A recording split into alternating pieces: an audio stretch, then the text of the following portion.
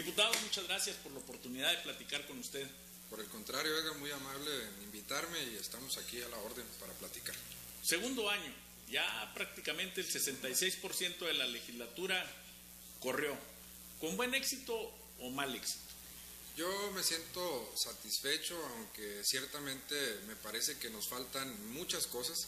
Estoy entrando en una etapa en donde puedo llegar a decir que incluso ya te empiezas a dar cuenta de algunas frustraciones que se te van a quedar en el tintero principalmente, y esas te las llevas, esas sí no se quedan en la legislatura, porque hay temas que me parece que tuvimos que haber dado prioridad y no lo hicimos, y me refiero no a nosotros, sino a la legislatura en general.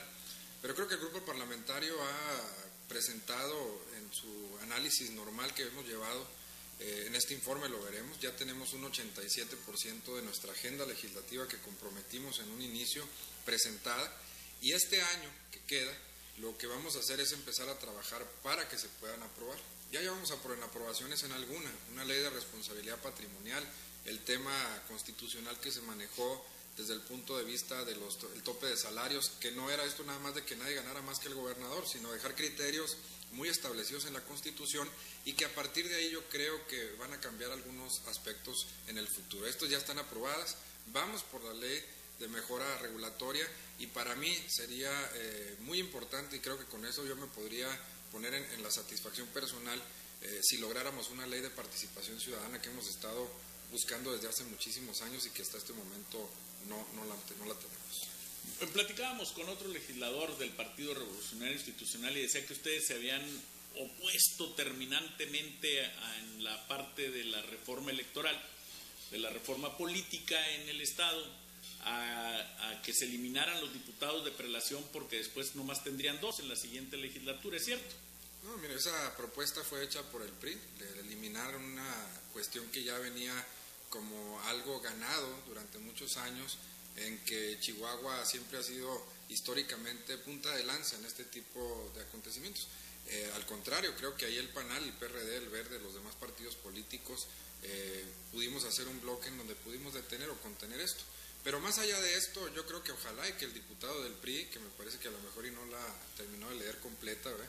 Yo creo que el éxito de esta reforma electoral, que en mi punto de vista ahora sí es una reforma electoral de fondo, no como la que se pretendía en un inicio, y que gracias a la voluntad de todos pudimos lograr tener esto que hoy vemos. Hoy el tema de tener unas elecciones una vez cada 3 años nada más, en mi opinión es algo que verdaderamente va a venir a cambiar el sistema político en el Estado. Tan es así que yo le decía, ahora a ver qué hago con mi tesis doctoral, porque esa era. Mi tesis decía que era qué se buscaba para la homologación de las elecciones, y pues ahora ya se dio por esa voluntad que tenemos. El gobernador había propuesto 4 años y la homologación nada más en el caso del Ejecutivo Estatal. Hoy vimos que con esa posibilidad el PAN presenta la iniciativa en donde dice, bueno, vamos a homologar en todo caso todo el sistema, presidentes municipales, diputados, regidores y síndico, y de esta manera creo que fue una propuesta bien vista, que se dijo que bueno, lo de los 4 años pudiese ser para otro momento, que el momento para Chihuahua era homologar, en donde con esto lo que vamos a obtener es lo siguiente en mi punto de vista. El desgaste político que se da por estar preparando una elección que, por ejemplo, hoy salimos del 2012 y vamos al 2013 ya, sin estar pensando en más situaciones. La cuestión de quitarle a los ciudadanos este bombardeo tan intenso que se les da en medios de comunicación y a través de la propaganda política que está en las calles, cosa que también se está eliminando en un grado muy importante y que nos va a obligar a salir y volver a regresar a tocarles la puerta de manera directa al ciudadano para que nos conozcan y que nos puedan enfrentar o darnos su voto en su momento. Vamos a tener la posibilidad de que ahora sí los alcaldes, los diputados, se concentren en el trabajo, se concentren en estar haciendo política de altura, en lo que se tiene que atender, principalmente porque van a tener 2 años que no tienen elecciones. Ya al final, bueno, pues ya hasta les damos permiso, ¿no?, que puedan hacer eso en cierta forma. Entonces, esta propuesta, que más que descalificar lo que pudo o no pudo haber quedado, porque en mi opinión se queda todavía pendiente el tema de la quinta ronda o la de la votación estatal válida emitida, en donde partidos pequeños están teniendo acceso a una proporción en su representación en el Congreso sin que realmente sea reflejado en los votos. Decía por ahí que el PAN estaba buscando la desaparición de estos partidos. Por el contrario, Nadie quiere que desaparezcan, nada más que lo que queremos es que haya una representatividad conforme a tu votación que tengas. Si tú tienes el 2%, pues ten el 2% de la representación en la Cámara. Si tienes el 40%, pues esa representación tenla. Se refiere al hecho de que se sacan los votos nulos del cómputo. En el caso de la votación estatal valía admitida. Así es. Aquí es al revés que en el país, ¿eh? Por ejemplo, en el país primero defines quién tiene acceso ya a sostener el registro, que en este caso es el 2%, y para eso sumas todo lo que entró a las urnas, independientemente de que sean nulos o no. Aquí es al revés.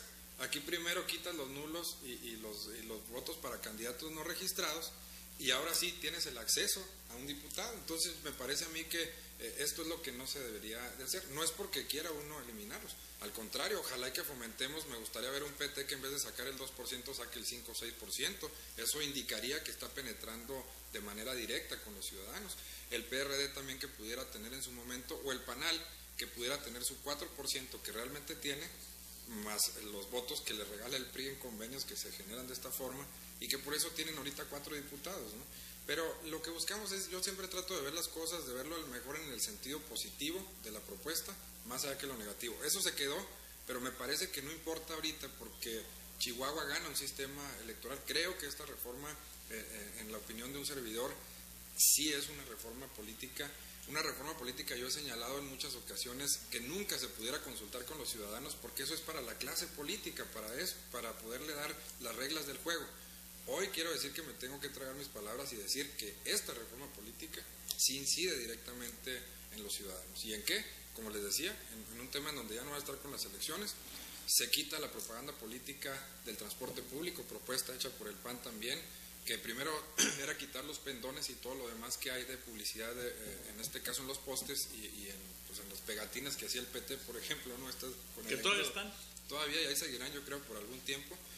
Y me parece que eso también ya a los ciudadanos les va a gustar. Se reduce el tiempo de campañas, y en la misma proporción se reduce el recurso que tiene que ver con el financiamiento a los partidos. Una parte que se me hizo muy interesante, perdón que le interrumpa, es el hecho de que se ve el tiempo de campaña en relación directa a la población existente en algunos municipios. O sea que en los municipios de menos de 500,000 habitantes, pues el tiempo es realmente más idóneo a ese tiempo, a esa elección. Yo ponía un ejemplo, Edgar, aquí imagínate tú, actualmente, bueno, antes de la reforma eran 45 días parejo en todo el estado.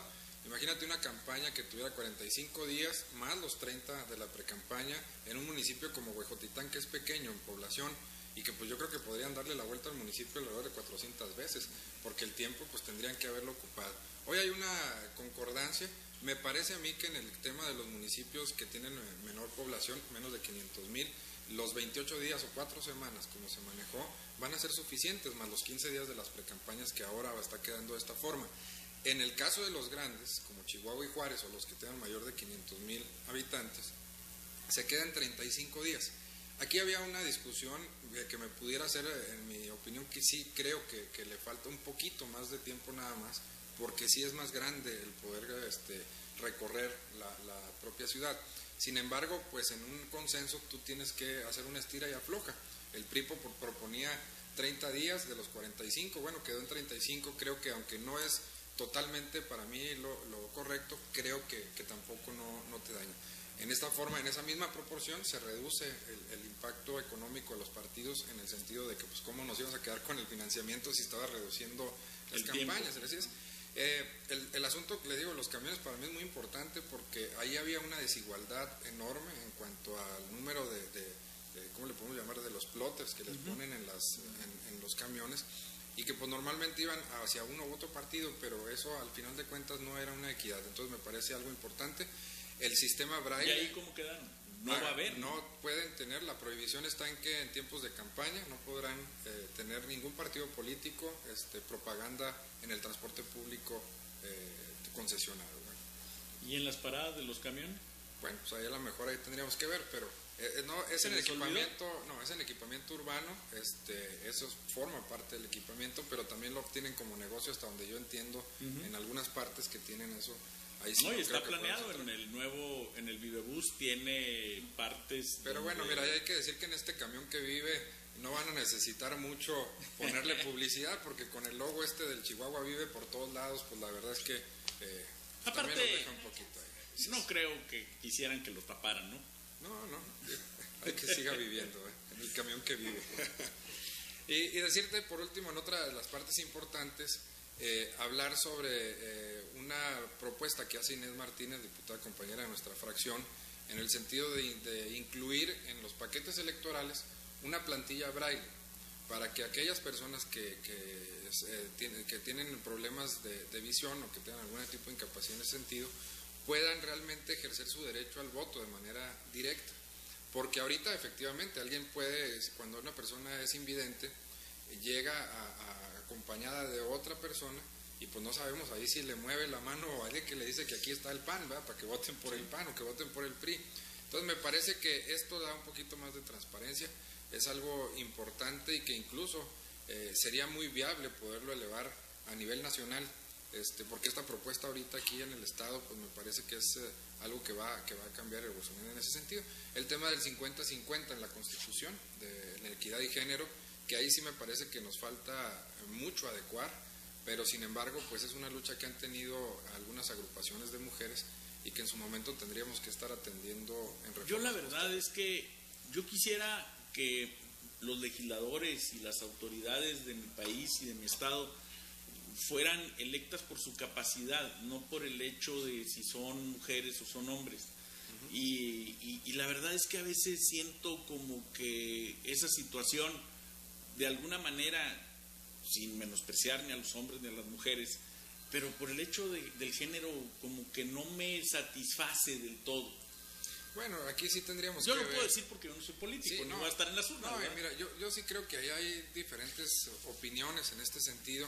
Creo que lo tendríamos que atender desde el punto de vista histórico, de una lucha histórica en donde quizás en hace algunos años esa condición de que ahorita sí puede participar aquella mujer que se mete, prueba de ellos, vamos viendo una Tere Ortuño, o ahora esta nueva senadora, ¿cómo se llama? Lilia Merodio, creo se llama. Y gente que se ha dedicado directamente aquí, entonces ahí te demuestra que la política ahorita no es una cuestión de equidad o que no pueda llegar o que le esté vedado la posibilidad a una mujer de llegar a determinada posición, pero sí creo que lo tienen que ver desde el punto de vista histórico, de resarcir algunas situaciones, así lo expresan algunas asociaciones y son muy respetables, y me parece yo que en su momento vamos a tener que transitar a cambiar esa concepción de ver a lo mejor el tema de la equidad o la paridad como una real democracia en donde todos tengan acceso sin mayor cortapisa. Permítanme enviar a una pausa. Vamos a una pausa y regresamos.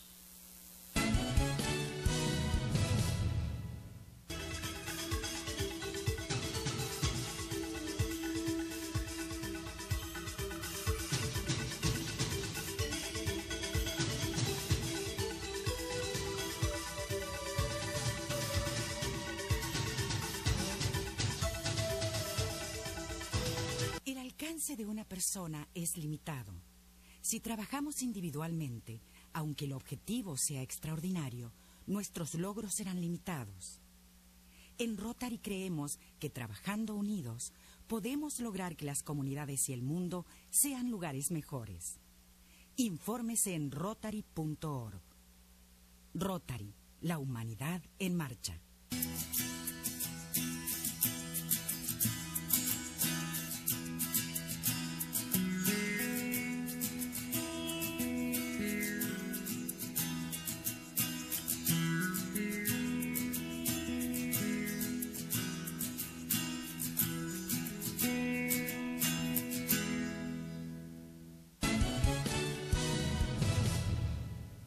Estamos de regreso.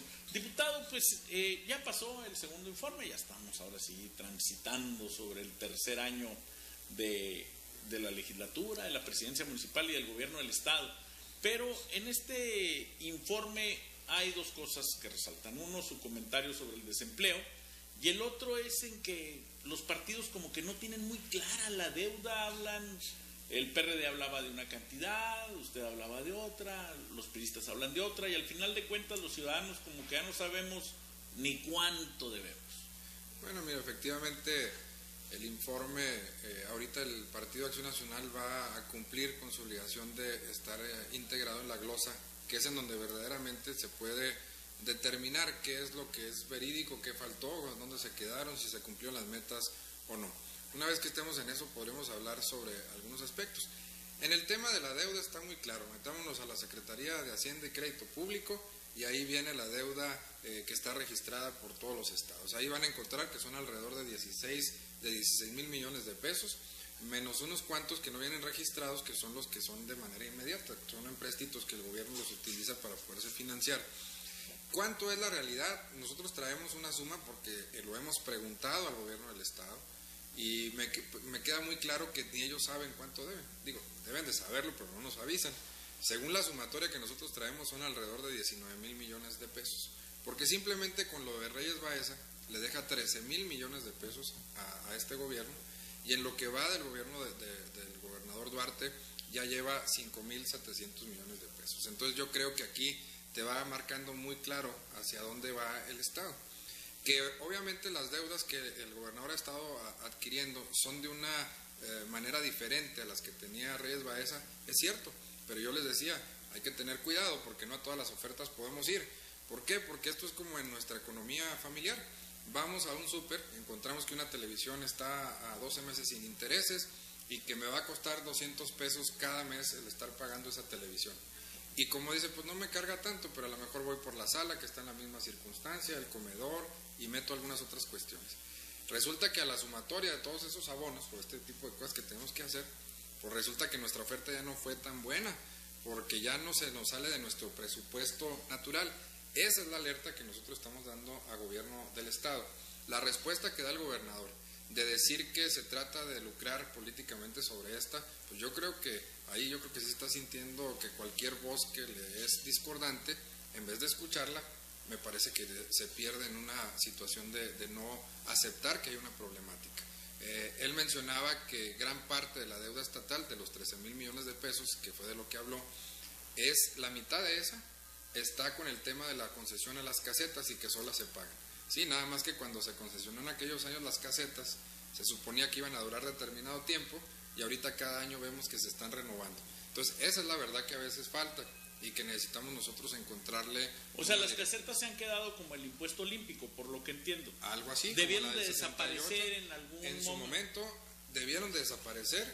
Después vino en el gobierno de Patricio Martínez, se rediseñó ahí este aspecto y no solamente no nos quedamos con las casetas que ya había, sino que nos pusieron más. En el sexenio del gobernador Patricio Martínez pusieron varias casetas, casi ponía una carretera y ponía una caseta. Entonces yo creo que estas son las cosas que tenemos que hablar con toda claridad. No es una crítica de estar tratando de molestar, ahí sí creo que el gobernador no ¿Qué tan sano es pagar por transitar en el estado de Chihuahua? Porque en otros estados pues también vemos que la autopista del Sol y otras también se paga. Sí, es sano el de verlo, siempre y cuando ese recurso vaya destinado efectivamente al mantenimiento de las carreteras. Si nosotros transitamos con toda seguridad, yo creo que la pagamos sin ningún problema. El asunto aquí está en que esa deuda siempre va a permanecer, que es de lo que estábamos hablando. Ahora hay que sacarlo del sistema de deuda y hay que verlo como efectivamente la inversión que pueda tener ese recurso.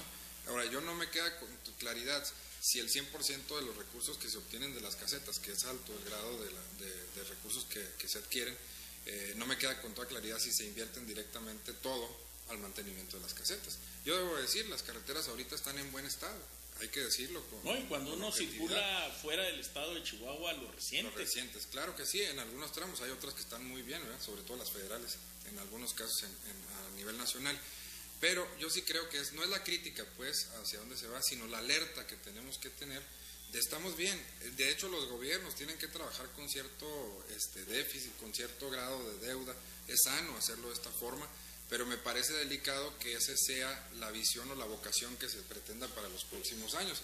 Ahí dejamos la alerta, no es una crítica para que se moleste a alguien, ni mucho menos, sino que tengamos cuidado. Ahora, ¿por qué no invertirle a una mejor administración en el tema de los recursos?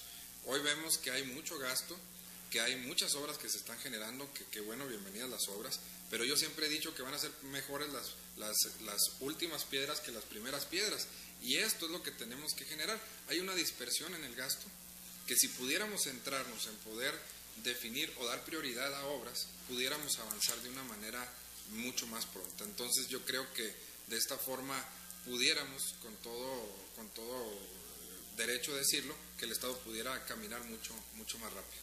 En el tema del empleo, perdona, porque si no van a decir que no quise hablar de eso. Chihuahua tiene un problema de empleo, yo lo dije, Chihuahua ahorita sí vive, pero vive en el desempleo. ¿Qué es lo que está ocurriendo? Que realmente a veces queremos descalificar al INEGI o a otras estadísticas que se manejan, pero y luego nos presentan estadísticas del Estado. Entonces, ¿por qué desacreditamos unas y le damos crédito a las que son propias? Aquí yo creo que más que esa crítica para que se preocupe es para ocuparlo, de ver qué podemos hacer. La propuesta que nosotros hicimos, las cifras ahí están muy claras en el INEGI, se pueden ver y se pueden consultar sin ninguna problemática. Y no nomás lo estamos criticando, le damos una propuesta, y la propuesta es muy clara. Apostémosle a la vocación regional de las comunidades. Si estamos hablando de que podemos realmente encontrar de que Cuauhtémoc es un área agroindustrial, aportémosle esa parte, metamos toda la infraestructura que se requiera y a partir de ahí va a generar una explosión en este sentido. ¿Y por qué Cuauhtémoc? ¿Por qué no Parral o Delicias? Bueno, porque voy a empezar por Parral y luego digo por Cuauhtémoc, por Parral y terminaré en Chihuahua.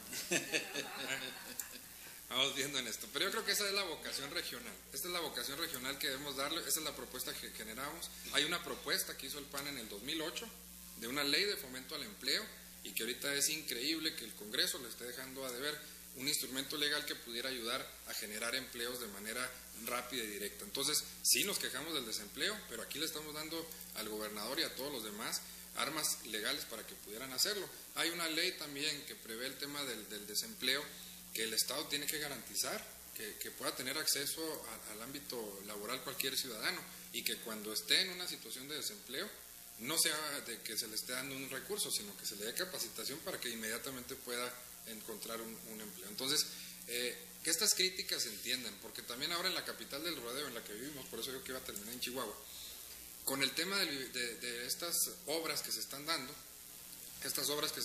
actualmente en el centro, nadie critica la obra.